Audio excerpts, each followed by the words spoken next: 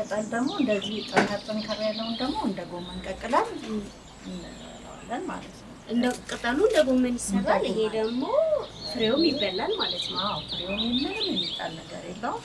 ይሄ ከፍ ያለ ይሄ ድንች ነው። ድንች ነው።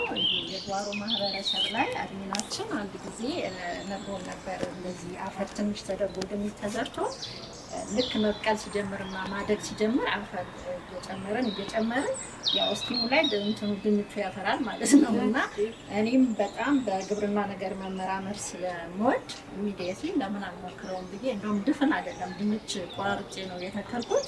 ይኸው እንደምታዩ መብቀል ጀምሯል።